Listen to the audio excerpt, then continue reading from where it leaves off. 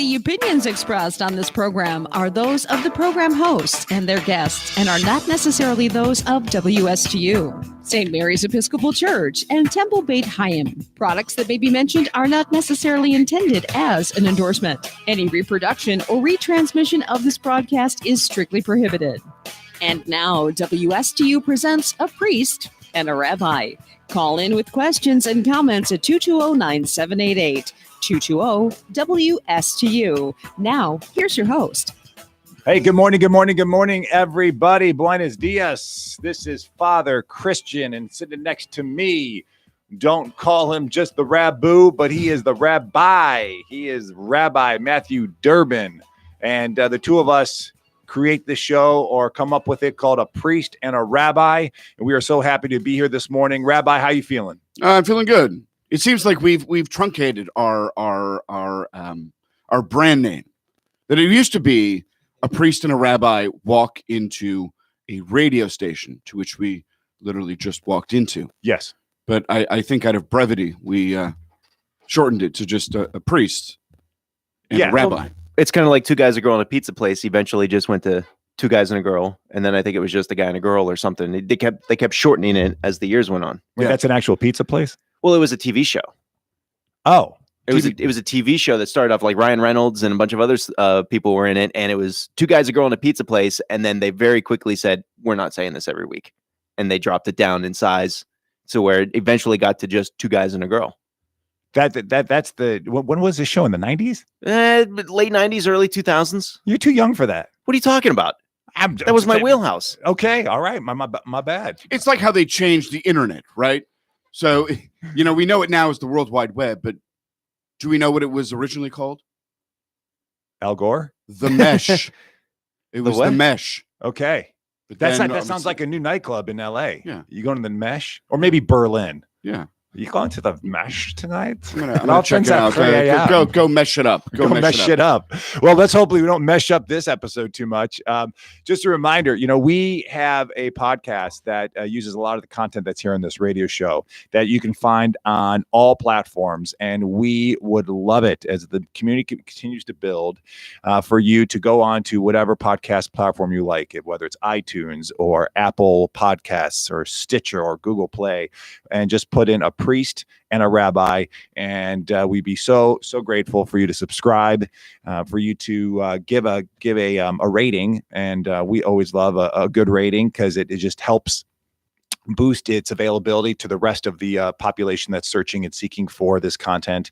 And then leave a comment, and we love a comment of just what's been working, what other stuff would you like, or any questions that come up on these episodes. So please, right now, if you're right near your phone, hopefully not driving or on a computer, just jump on there and subscribe to our podcast. We'd be so generous and give it a nice rating. And when that happens, Rabbi and I give out free hugs, safe hugs. Mm-hmm. Safe hugs. So, and they're free, but they're free. Yes. And we always ask for permission first. Yes. Yeah. I feel like you need to state that. Mickey Mike is saying, yes, this is, it's just possible. No Joe Biden hugs. Yeah. I was going to go there, but I thought the low hanging fruit. It was low hanging fruit. Yeah. Is it too soon? Yeah. Is it too soon? Yeah. Yeah, boy. Oh boy. All right. So today we got an awesome episode. It's going to actually be part 2 of an episode we had about maybe 6 to 8 weeks ago, which was us wrestling with the 10 Commandments, and how practical are they now in the 21st century? Do they really change your life? Are they really a true way of a guidance in life? We see so many things in our world that within they become sort of extinct in the way of how they really do relate to us as human beings, whether it's the original Commodore computer to, using smoke signals to send communication. But now we have this document that you could say it's up to 3,500 years old, and that doesn't really truly pertain to us. So we did that before. So check out that first episode. You can see, you can find that on our podcast. But today we're going to wrestle with the other 5, or other 6, really the last 5 commandments, and say how practical they are. But before we jump into that, you and I are both in the midst of some pretty busy seasons when it comes to our respective religions that we've committed our lives to in servitude. Absolutely. So you got Passover right around the corner. Yeah. So we have Passover's coming up in 2 weeks. 2 weeks tonight, actually on the 19th, and it's a major festival. You know, as Jews, we have three. We call them shalosh regalim. Shalosh, echad, shtaim, shalosh, three. Regel in Hebrew is a leg. 3 legs, 3-legged festival. What can that possibly mean? You know, for us as Jews, it is the understanding that there are 3 major pilgrim festivals, right? And 3 major pilgrim festivals to which we travel to, traditionally to the Holy Temple in Jerusalem. But in and of itself, Passover itself becomes the first Hebrew month. Now, we look at it from the perspective that, a new year, as Jews, we celebrate the new year on the 1st of Tishrei, which happens to be Rosh Hashanah, the head of the new year. But that actually is the 7th month in the Hebrew calendar. But we're approaching this notion of Nisan, the Hebrew month, to which is the first. And the reason why as Jews that we celebrate it is because it is the story of our freedom. We recall the Exodus from Egypt, the notion that, Pharaoh had enslaved the Jewish people, and we move from slavery towards redemption, towards freedom. And it's major status in terms of, it's a 7-day holiday. It is commanded in the Torah. It is commanded in the Bible that says you shall not eat leavened bread, that it is 7 days that we recall the Exodus from Egypt. So how are you guys prepping for that? Is there any preparation that's happening now, or is that really coming up later? Or is it's coming up in the next couple weeks. But do you prepare for it now in your services, or is it just really more of an administrative preparation, but there's not more of a liturgical or spiritual preparation for this? Well, I mean, spiritually, we do prepare, perhaps not so many weeks in advance, but I think, I'll speak personally, what my wife and I have done, and it comes out of Eastern European tradition, and it's custom, is to, and the Torah says to rid your house of chametz, and chametz being leavened bread. Yeah. So what we've done in the past is we take morsels of bread. Okay. We wrap them in tinfoil. And I scatter them around my house. It sounds like something that would happen in Stranger Things. Yeah. Yeah. And we get our kids, usually in the evening, to search for the chametz. So they'll, we turn off the lights, we get flashlights, traditionally cool. we get a feather, and a candle, and we'd search around the house for these morsels of chametz to rid our house of it. And we are pretty meticulous about it. We go through all of our pantry, all of our goods, to try and find anything that is leavened in some way. And we take it, and in the past what we've done is we've donated to organizations like House of Hope or those institutions that could use the support. Sure. And really it's getting rid of those elements in the house. For temptation. You're starting that now? We'll probably start it in probably a week or two. Okay. So in a week or two, that's when you start to get it. Because right now we're in the midst of Lent, and that's the 40-day journey towards Easter.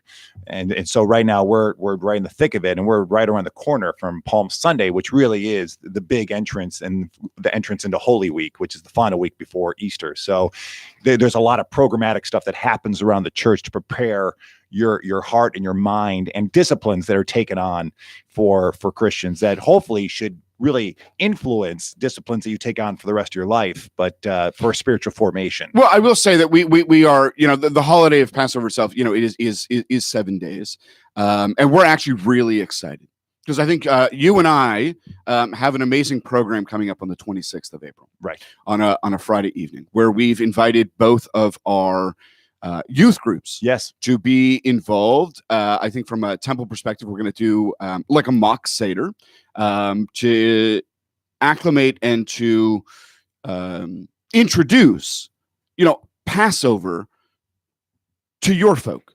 And, right. and the hope is that your folk will introduce us to Easter. I thought you were going to say, and our hope is that your folk will convert to Judaism.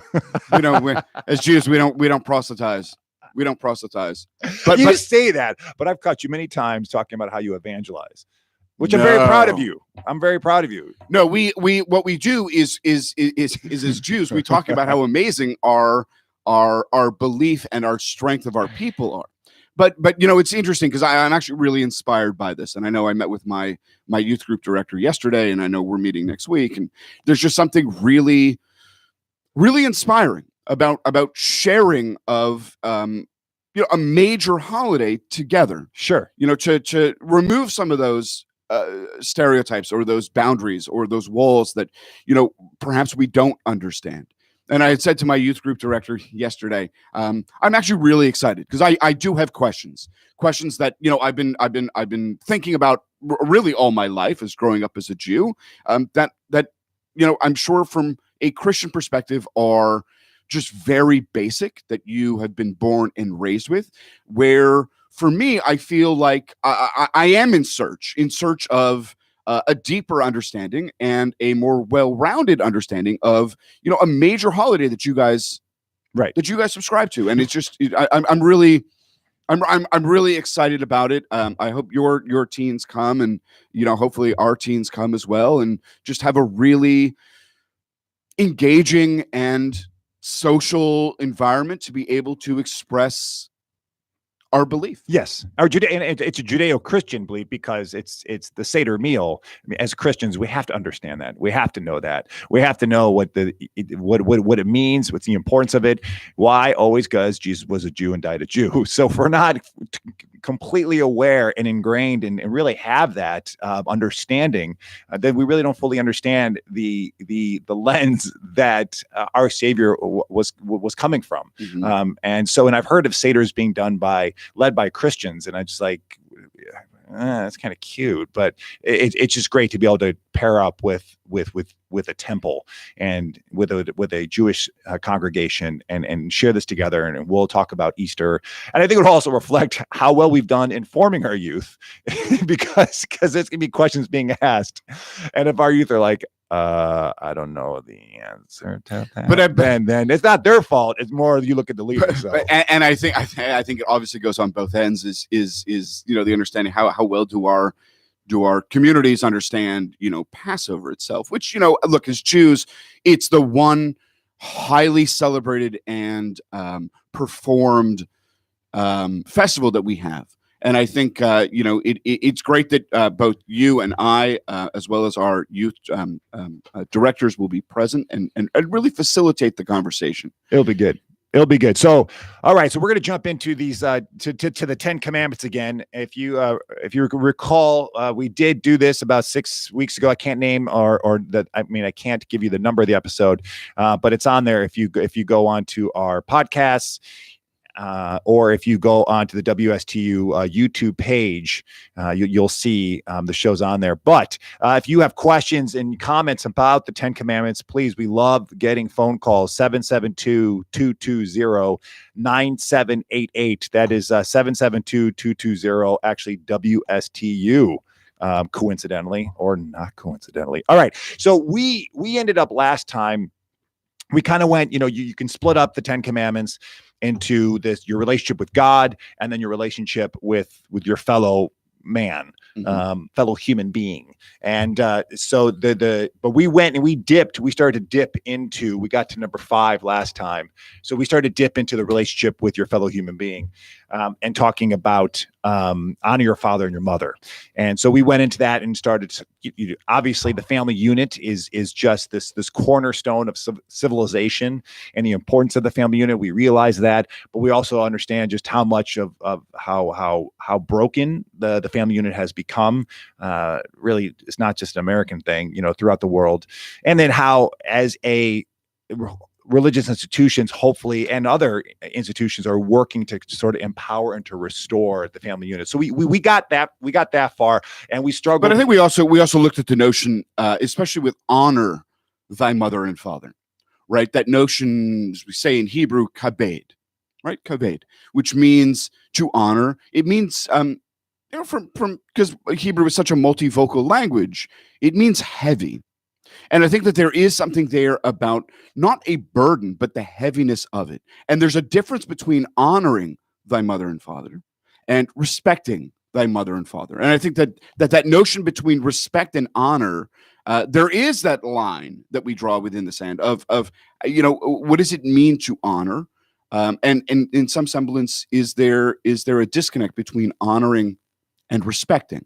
Because I think we can respect our parents, we can honor our parents, but there could be some division that happens between what one expects of us or demands of us that may run counter to our own beliefs. So are you saying that you can honor your parents without respecting them? No, I'm saying in terms of honoring my parents, but at the same time having autonomy of my own belief that may run counter to what perhaps was given to me, if that makes sense. Well, sure. That means you're not just blindly being obedient. I mean, you obey. Okay, can we say it's appropriate that this commandment suggests that you obey, or that's not a part of honor? No, I think in some sense you can. Okay, so there's an obedience to it. There's an obedience to your father and your mother. And last time we got into the idea of, well, what if your father and mother are just terrible at parenting? And so, and that what they're teaching or showing you is just something that's just not a healthy habit at all. How do you then step into your own autonomy, still trying to honor them because they are your father and mother, they brought you into this world, but then at the same time having your own autonomy to say, you know what, this is not right, and this pack of wolves that I'm being raised by are teaching me habits that are not great. And so then therefore are you being disobedient by saying no, or by moving out early, or by just really taking a stance and getting out of Dodge and saying, and then you start to, in a way, are you not honoring your parents? If you see that you have, there's abuse going on, there's something that's very not healthy that's happening, that you decide on your own to get out of Dodge and leave the house and not respond to maybe phone calls and really do your own thing. Is that you being a healthy individual and just trying to take good care of yourself and be and respond to your own gifts in a healthy way, and you take care of your heart? But if you cut off your parents in the process of that, or disobey them by saying, you need to get over here now, are you disobeying the commandment? Well, I think in that semblance, it's also about, in that way, especially with abuse, I think that there's something there too of the perpetuation, that it just perpetuates. And I think in order to have that insight, not that it's cutting off one's family, but being able to say, there's a disconnect. There's a disconnect that I feel that is, as you said, is unhealthy in some way. And how do I get out of that cycle so that I can effectively bring that sense of spirituality, that sense of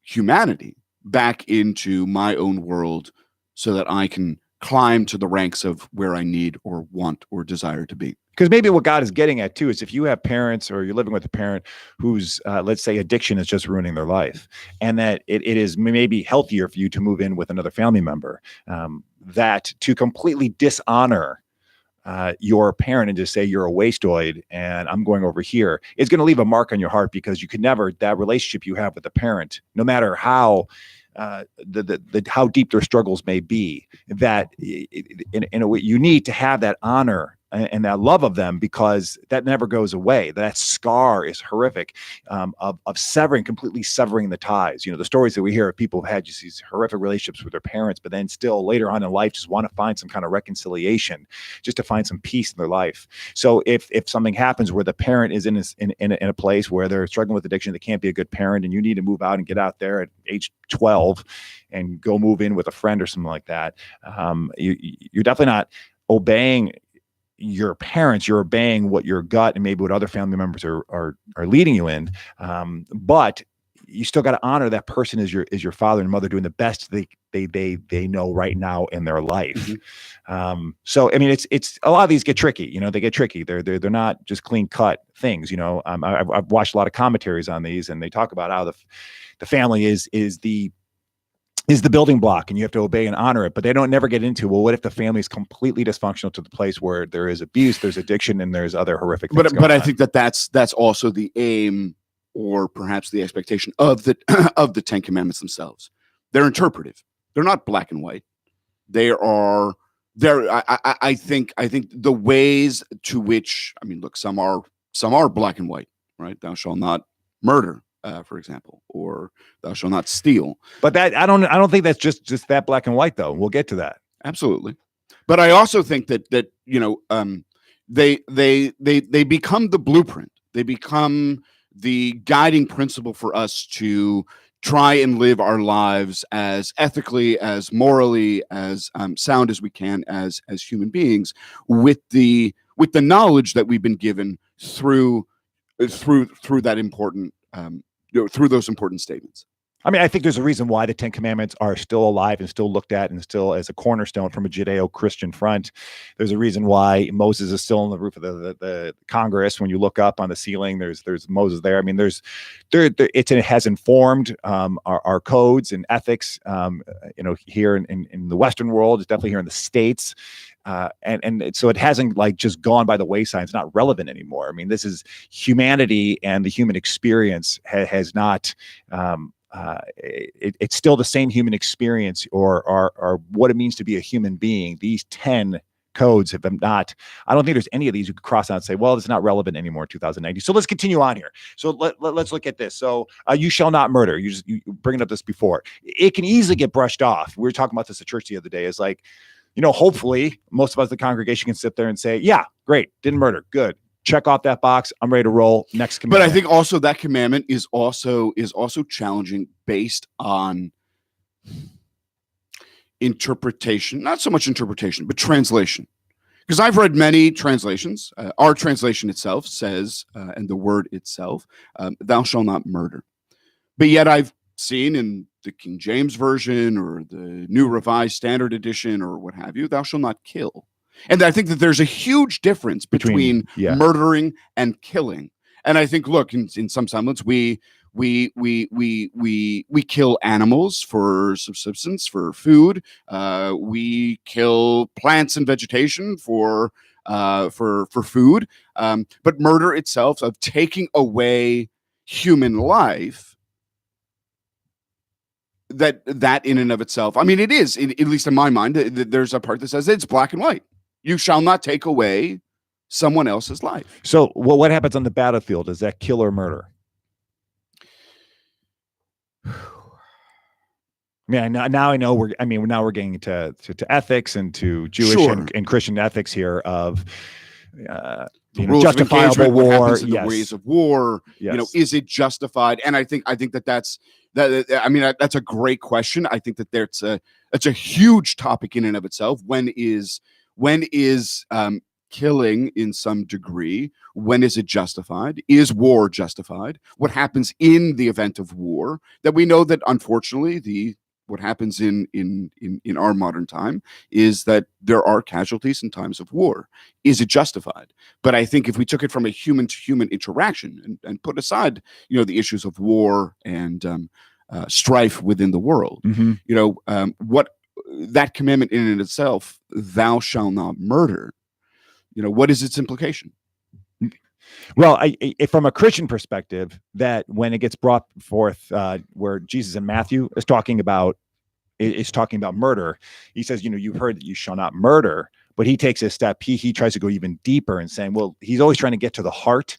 Let's get to the heart. What's going on in your heart? Because where your treasure is, right? I mean, where that's where you're going to find the kingdom of heaven. So if in your heart is holding, hopefully, the treasure of the kingdom of heaven, and if you have any kind of, he says, what can lead to murder, right? So if you have hatred in your heart, that's brewing around there, let's be wary of that, my friends. Jesus is saying that can grow and manifest into breaking all of these commandments, right? They all spill in some degree into one another. Yeah, I mean, we will get to this with covet. We talked about this the other day. The covet, thou shalt not covet, can lead to all of these. It can lead to adultery, it can lead to murdering, can lead to stealing for sure.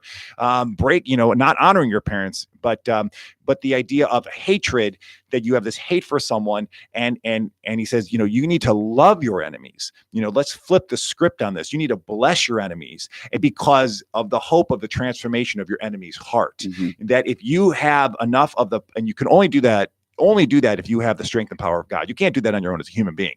As a human being, it's just, I don't know. I mean, if someone is really being really brutal towards you and showing you a lot of hatred, it's extremely hard. I mean, you need some MLK power not to be able to respond with violence. But if you can somehow, in your prayer life and through fasting, and to bless your enemy, the hope of the kingdom is that their heart is transformed, and now someone has come home to a place of love. That's not easy. I mean, this is easier said than done, and that takes all the strength and power of turning to God and saying, God, I got this person, I got this bully, I got this individual that I just hate. But to be aware, because Jesus is saying that hatred can lead to violence, and violence can lead to retribution, and retribution can lead to murder. But so I think also it's not just about murder; it's about hatred. But I think when we unpack some of those challenges that we're faced with, right? When we look at the hatred in our heart, or we look at the temptation to do something that perhaps is unbecoming of us, what is the essence, right, of what may or may not be performed? And I think especially with the hatred in our heart, 9 times out of 10, and I think the statement is true, is the things that we hate about other people are the things that we actually hate about ourselves. And I think it is about awareness, about self-awareness, about how we understand ourselves before we're able to, take it from the next level. And I think, if we deal with challenging people, or we deal with people that, just viscerally turn us the wrong way, what is its real essence? I don't think it's really having the hatred in our heart. I think it's the hatred within our own selves. That, why am I angry about this situation? Why am I frustrated? Why am I this? Well, because actually these are the things that, I recognize of my own limitations, or my own restrictions, or those things that I personally would like to change of and in myself, that perhaps I'm not able, or I don't have the ability at this moment to try and change. But I think it is about self-awareness. Sure. Yeah. And I mean, I would love, and we don't have time today to go into this, but, the roots of racism, is that where that, if hatred comes from a place inside of our own part, of our own brokenness, of our own divisiveness inside of our own heart, how does that feed into racism? But again, we'll just plant that seed and come back to that. Well, I think it's an interesting one too, because I think also, beyond racism or discrimination or homophobia, whatever, anti-Semitism, I think it is about, it's about the scapegoat. Who can I blame because I'm not willing to accept responsibility or accountability for myself? And the easy scapegoat is to blame somebody else. Yeah. Or take action. And how do you take action in a positive way? It's so much easier to take action in a negative way. Absolutely. That's the easier way. Positive way of trying to make a positive solution and of healing is a different, or going over to talk to your Jewish friend, or someone who looks differently, acts differently than you, to really get to know their heart. Again, getting back to the heart. Okay, let's do one more before we take a break. Let's go to number 7. So adultery, right? So adultery, I was over at Bethesda by the Sea and gave a little brief sermon on this idea. We can easily just check off boxes in our religiosity and say we're good. And the 10 Commandments is tempting for us to do that for some of these, because, the stats would show, actually, maybe not all of us can check off the boxes, depending on which research you look at. Between 30 and up to 70%, they'll say that adultery affects marriages. The 70%, if it seems awfully high to me. I've heard 50%, so we're batting 500. I would like to believe it gets lower to 30, but how do we get back down to 0%? And God is just saying, again, this goes back to honor for thy father, thy mother, gets back to the family institution, that marriage is so much better, that when it's not shared, this beautiful thing, this sexual life that you have, the romance, the sharing of emotions and vulnerability, it's so enriched when you just commit everything to it. And even during the hardest and roughest of times, you're going to get the counseling, you're going to work through it because it's committed to this one person. That's where the fruit is. But I think it's also, like you just said, it's the sharing. And I think sometimes we shut down in some way of communication. And I think it's an interesting challenge. The commandment, this is thou shalt not commit adultery, because I think we both are it's a very basic understanding and connotation is, look, if we do engage in that adulterous behavior, what happens? I potentially can break up a family. Yeah. I'm hurting others around me. Yep. I'm hurting myself in some way, and I am betraying somebody that I've committed my life to. And I think that and I think with all the commandments, it is so multifaceted that it's the ripple effect of what happens to the one I get involved with, their personal life beyond just the relationship perspective, but their family, their friends, their community, everything else. And it just ripples and ripples and ripples to, that notion of, it is a commandment, and I remember when I was in rabbinical school, I had a colleague of mine, and he was very black and white, very academic. For him, he had said throughout rabbinical school, the rabbinate is a blessing. It is something that he felt very, very, very connected to. But he said, as a congregational rabbi, was something he didn't believe in. Not that he didn't believe in community, but he said, look, for me, I'm an academic, and I prefer the written word rather than community. And subsequently, years and years and years later, he now is serving as the rabbi in Singapore, and found community. But I remember when we were sitting in rabbinical school, and I think this was the second year or third year of rabbinical school, and we got to the notion of a practical rabbinics of looking at some of the 10 commandments. And he said, no, if you break a commandment, you are cut off. You are cut off from the community. You've broken a commandment. And he was very black and white. And somebody in my class had said, well, how do you express that when it comes to thou shalt not commit adultery? And he said, if you commit adultery, I want you out of my community. And I remember I was in a small class. There were about 5 or 6 of us in rabbinical school at the time. And he had said, the rest of my classmates had said, are you aware of what you're saying? People make mistakes. People are challenged. There are extenuating circumstances that you may not be aware of. And he said, I don't care. It's a commandment. If you break it, you are cut off from your community. And for him, it was black and white, because he saw it from the perspective of, you are. Was he married? No. See, I mean, I think right there is the legalistic way of looking at these commandments sometimes can be just as detrimental. I think is where you're going to, that this black and white way of looking at it. And from a Christian perspective, where Jesus would say, okay, so yeah, we all know that adultery is bad, but let's get ahead of the game. Let's get ahead of the 8 ball. So if you start noticing your eyes wandering, in Matthew, it talks about, the Gospel of Matthew says, pluck out your eye. And so you won't get tempted. I mean, Jesus is not saying perform surgery and to really literally take out your eye, but just look the other way and start to ask the questions to yourself. Why am I starting to wander a little bit here? Mm-hmm. Why am I starting to talk to the woman in cubicle 7 a little bit longer here? Why am I starting to think about her? I'm starting to get fantasies over here.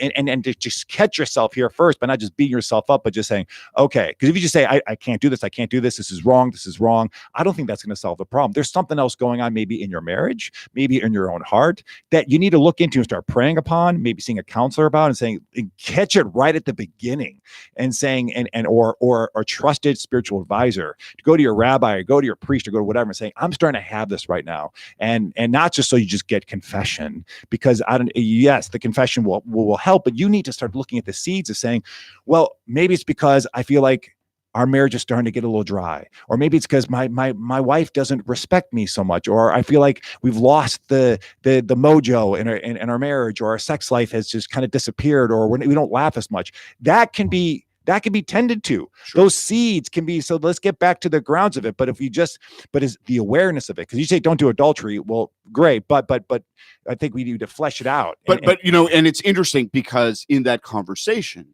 when we do role-playing scenarios, right? And I think what he recognized at the end was maybe it isn't so black and white, because at the end of the day, what he recognized at the end was, if somebody comes to me, and what the conversation spilled into was, you are making a judgment call to which you don't have the knowledge nor the ability to make that judgment on And somebody he's not else. married. No, not married. No, and I definitely get from that experience from that experience perspective. But you look back into that specific class. When somebody said, how would you interact in a situation like that? I think the responsibility of clergy is to listen. Yes. And not to impose. Well, the commandment says, God said to Moses, "You shall not commit adultery." Well, yes, it is a statement. It is an understanding, because obviously there is spillage and other stuff that goes into that commandment. But also the ability for us as clergy to be able to listen, the ability to, in some degree, empathize in terms of the extenuating circumstances, not to condone it or to allow it to happen, but to be able to talk through what those challenges are and how do we go about rectifying the situation. Yes. The healing. Yes. The restoration. I had a gentleman years ago who was undergoing conversion, and he had said to me, a lot of stuff gets revealed, and halfway through our studies, he had said, "Rabbi, I have to be forthcoming with you." Okay. He said, "Look, I had a woman who made an advancement on me, and I accepted." Okay. I said, "Does your wife know?" "Yes, and we've been working through it for the last 10, 14 some odd years."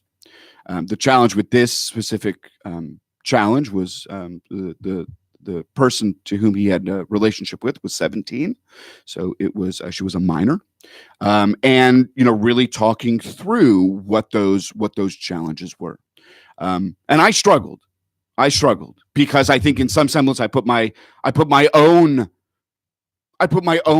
understanding and my own thoughts in it. Am I comfortable with this gentleman? I have kids in my building. I can't have you here when there are kids. You spent 3 years in prison.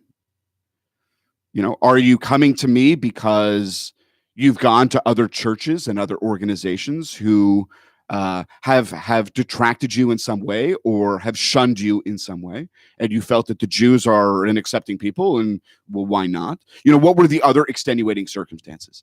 And I think that was it was a really big challenge of do I continue, and if I don't continue, is it because I put my own self, my own thoughts, my own perspective in of you've broken a commandment? Because with that commandment has come, "Thou shalt not covet," because the coveting in and itself, the thought process, the thoughts themselves largely spill into temptation. "Thou shalt not covet thy neighbor's wife." We may think that it's really a very easy understanding, but really it's complicated. I know it's very complicated, and we're going to continue on the complication because all these commandments are starting to come together here. That thou shalt not steal, thou shalt not covet, adultery. We need to take a quick break, but 772-220-9788. If you got a story, if you want to call to share about these 10 commandments, please give us a call here at WSTU. So this is a priest and a rabbi, 772-220-9788, and we're going to take a quick break here. We'll be right back.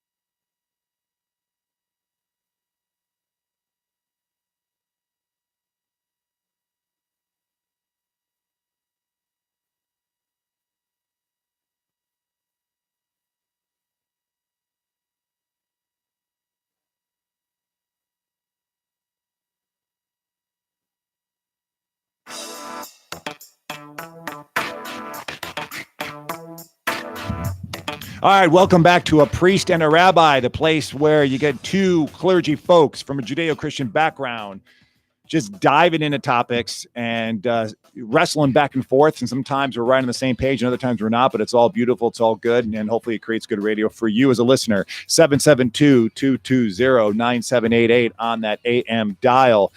We're continuing on here with our wrestling match with the Ten Commandments, their practicability, their relevancy here in 2019.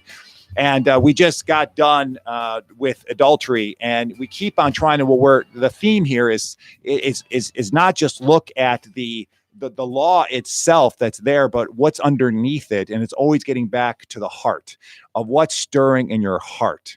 So if you're not honoring your parents, it's not just you're this horrible person and you broke this commandment and you're kicked out of the tribe. What's going on in that household and what's going on in your heart? The reason why you don't respect or honor, and is there a conversation or something that needs to happen with you and the parents? The same thing with your spouse. If you're seeing the signs and the seeds that where you're starting to feel these temptations coming on, you get ahead of it, as opposed to if you just say, well, I won't commit adultery, but then at the same time, there's these fantasies, there's this desiring, there's this coveting that's happening, and you're getting attention from someone else, whether it's from the opposite sex who's really coming on to you, and you're realizing you're getting weak here. This is not a time to say, okay, thou shalt not commit adultery. Thou shalt not commit adultery. No, look at the seeds. What's going on in your heart right now to know, because that can be cared for. That can be attended to. There is healing. And from a Christian perspective, absolutely, we believe in the cross. We believe in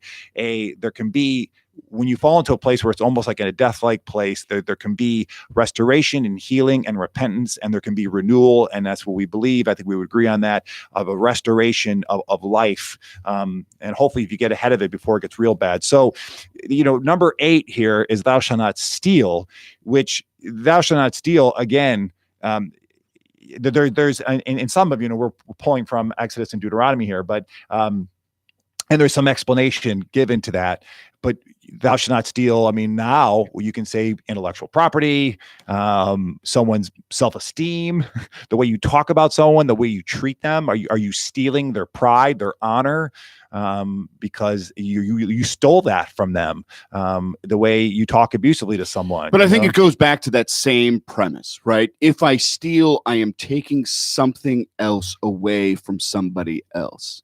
Like if my family's starving and we have no food and I have no money and I'm desperate and I steal that loaf of bread to be able to feed my family, for they don't know when the next meal is coming from, is that justified?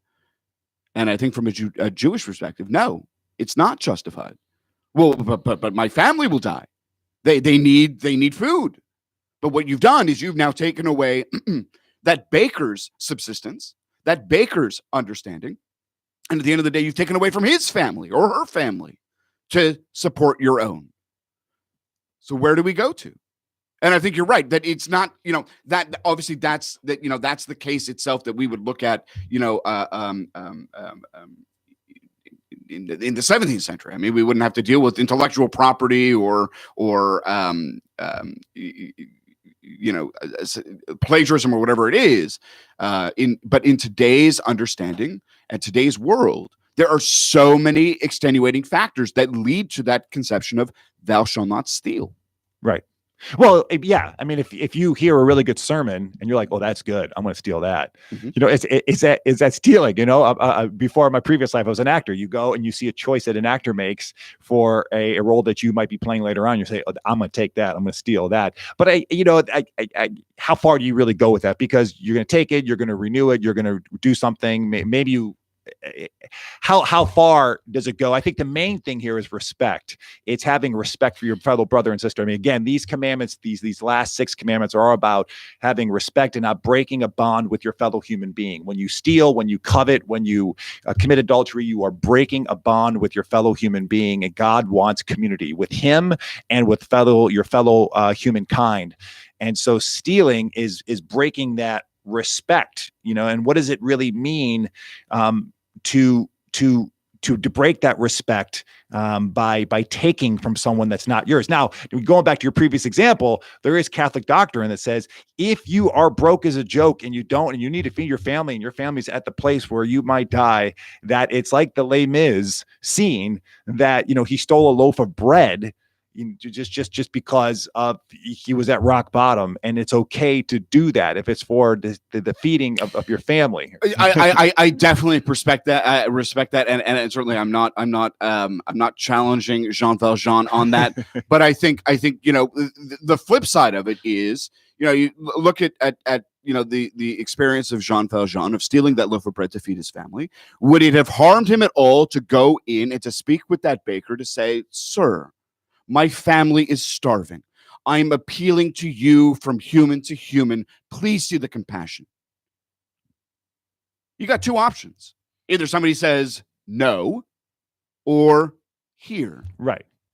And I think that there's even with intellectual ability or intellectual property from that matter, right? The challenge is, look, you hear a great sermon, you go, man, that would go over well in my community. Well, it's called attribution. But you probably during that sermon got to recognize the man or woman who you say, I was the great priest or the great blah blah blah once said yada yada yada, and expound upon that. You got to show some love, absolutely, and attribution and respect and everything else to someone else's ideas. Yeah, and I think that it's also about putting yourself into it.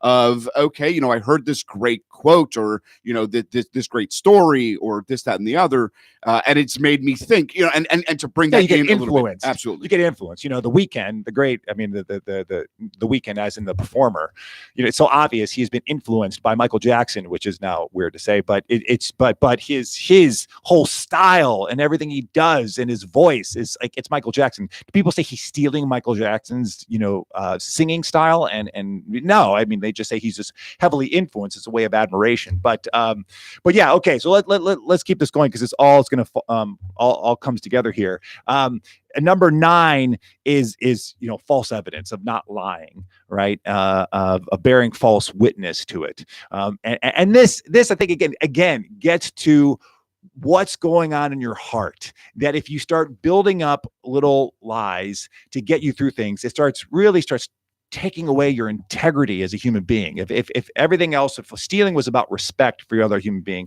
I think this that lying just chews away at your integrity. And then what do you stand for? Do you stand for truth? And then you start to question what is truth, right? Because you can start to believe the lie. And it's funny, little kids are so bad at lying sometimes, you can tell. I don't know if you've experienced with your daughter, is it just like you just tell, But adults, the more you work at it, the more you exercise it, the more you really believe in it and realize if I have to tell this lie to get through this, if not, there's going to be major ramifications.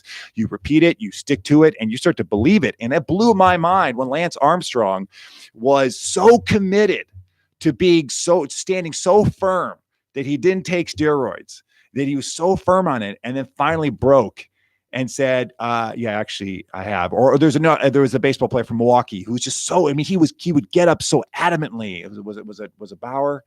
Who was it? Mike, do you know the baseball player in Milwaukee? He would sit there, he would attack the press and just be like, how dare you? I've never taken a steroid before. And then finally breaks 9 months later and just says, I made a horrible decision. It's what I did. It's like, holy cow, you were so committed to that publicly, globally now. You're talking about a sport that's just seen everywhere. And you were so committed to that lie. And it's so easy and tempting in our hearts. Again, we need to be so aware and guard our hearts. It's such an overused Christian term, but I think also, from a Jewish perspective as well. I mean, look, that whole notion, you shall not bear false witness against your neighbor, a talebearer among you, and I think that there's something really incredible about it. We say in Hebrew that it would be lashon hara, like evil speech, talking badly about somebody else. And I think it is such a Jewish ethic and such a Jewish moral value that we look, gossiping. We're human. We want to hear this, that, and the other. But gossip's not really lying. Is it? But in terms of it's influencing others to believe something that may or may not be true. I believe in the statement that is, those who spread malicious rumors Okay. are just as guilty as those who believe them. And I think that there's something, you shall not bear false witness against your neighbor, which is the understanding that, it is a ripple effect. If you present that, you've not only tarnished somebody else's reputation or somebody else's life, but in some ways, you've also tarnished your own. You're going to be known as the talebearer. Right. Yeah. Right. Yeah. Yeah. You're the narc. But why You're the narc. But why is it so pervasive? Well, here's the other part of this. So telling the truth and speaking the truth, as we know, if you're the whistleblower, and if you have been keeping up a lie and you're like saying, I know the Lord wants me to speak truthfully and I want to be a person of integrity, there's going to be fallout. There's going to be hurt. There's going to be pain, especially if it has to deal with, we go back to adultery, that if you want to be truthful with your spouse, if you're truthful about that, it might break the marriage. It might end the marriage. He or she might leave you, So this is where it gets tricky about speaking the truth and not bearing false witness. So that's where I think, again, the commandments are getting back to your heart. Start at the small seeds so you don't have to deal with that situation when it gets bigger and bigger and bigger. Mm-hmm. Because if you do have these horrible lies that you have formed into truths inside your life, and then you're really having your consciousness is just growing and growing, and you're growing deep into your faith, you're going to get to a place where you feel like, I have to speak, I have to say something. And at that point, there will be hurt and pain, but you just put the hope and faith that speaking the truth will bring the restoration and the freshness and the newness that will come out of it. But there will be pain. That's why, again, is just keeping. That's why the commandments of sticking to it, but looking at what is underneath, of looking at what are you feeding into your heart? Whether it's, do you catch yourself envying the neighbor? Do you catch yourself saying gossip? Do you catch yourself with little white lies? Do you catch yourself maybe hugging your friend a little bit too long because you need something?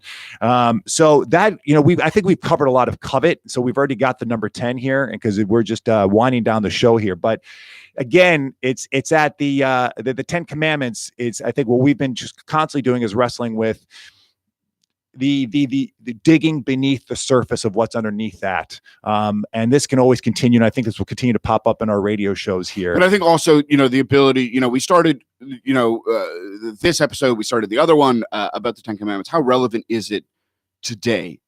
What meaning does it have today? And I think what we've come to at the end, I think, it is exceptionally meaningful. It is important. They may have been written thousands of years ago. Don't write them off. Yeah. But, I think that from a Judeo-Christian understanding, explore them. Go beyond just thou shalt not and start exploring for yourselves what meaning, what value, what is the underlying message, and how. And I like what you said at the end, too, is the recognition. How can I, if I recognize these signs that I'm getting too close, I'm becoming tempted in some way? How if I'm spreading malicious rumors, how do I stop myself? And why am I doing it? Well, look at your own heart. All right, really quickly before we go, I just want to pitch that we have a prayer walk that is happening on April 14th. That's going to be happening at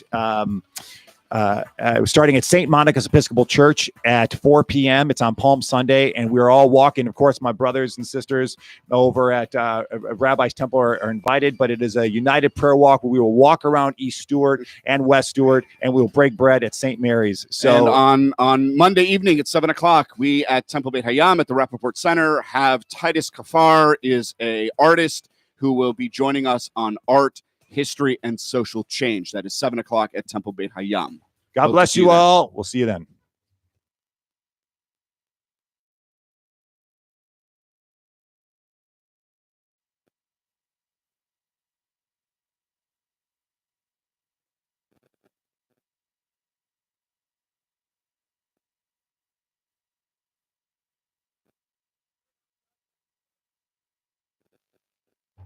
Whenever you guys are ready. Holy God, man, it's yours.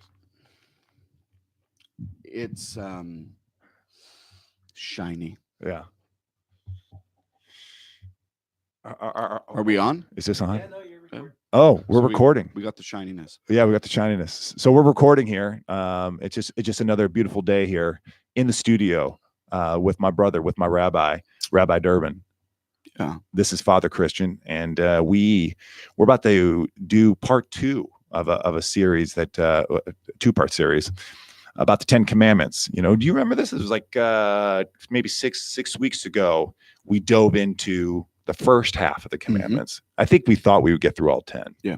Do we think we would probably get through all 10? Well, I think the intention was, and the thought as we planned for it, for that first one is, we'll go through the 10 Commandments, and what if we have 40 minutes of dead air? And now looking at it of 2 hours of going through the 10 Commandments. Yeah. It's we had a rapid fire it. We had a rapid fire because and I think if we had one more hour, I think we'd be able to really go real deep into it. Yeah, so we of course, as you can tell, that this episode is part 2 of the relevancy and the practicality of the 10 Commandments. Are the 10 Commandments practical in the 21st century? Have they become just an outdated legalistic form that maybe worked once upon a time for a civilization that drastically needed that kind of structure? Or have we evolved and grown to a place where we don't need that anymore, where we get it? So do we still need them? Are they important? Are they just boxes that we check off, or is there a whole world underneath these commandments? And that really do feed the human experience and make the human experience a more fulfilling human experience. I think that's what we're going to examine on this one.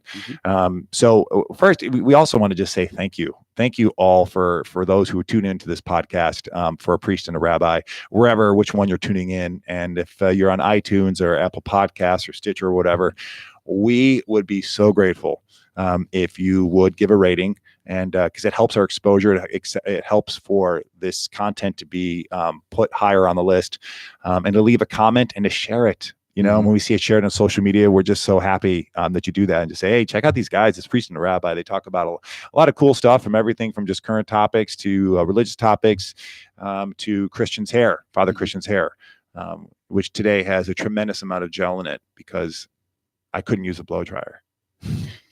I say I'm not afraid to admit that. Well, I love your openness and your honesty. Yeah. That you sit there in the morning for 45 minutes to blow dry your mane. I mean, 45 minutes would just use my electric bill would be insane. Like 5 minutes, you move it in the right direction. Don't forget, I spent 12 years in Los Angeles. So hair is important. Yeah, hair is important. Yeah. So I'm a metrosexual. So I just I get it. So you get the right hair product, you're good to go. And it's funny. It's funny because how are you going to follow up on this one? So I can follow up on this by largely, as you came into the studio a little bit earlier before, and we happened to talk about the helmet style hair and the shininess, and thinking to myself, why am I poking fun at it? And I think it goes to that commandment: "Thou shalt not covet." I think I'm envious. I think that's what it boils down to. Is I myself am jealous and am envious of your beautiful hair, of my Donnie Brasco slick back here right now. Yeah, it's not a fugazi. It's real. It's real. So, well, ladies and gentlemen, boys and girls, any aliens tuning in from far off outer space, we're happy to have you here on this podcast for Priest and a Rabbi. And to take on today, we'll really be focusing on the final 6, really the final 5. For as we know that the first 4 are really about a relationship with God, and the final 6 about a relationship with your fellow man. Let me be gender inclusive here. Your fellow man and woman, fellow human being. So stay tuned. It's fun stuff, and it's just there's so much underneath all these commandments, and we're just excited to share with you. So enjoy the podcast, and we're going to see you on the flip side.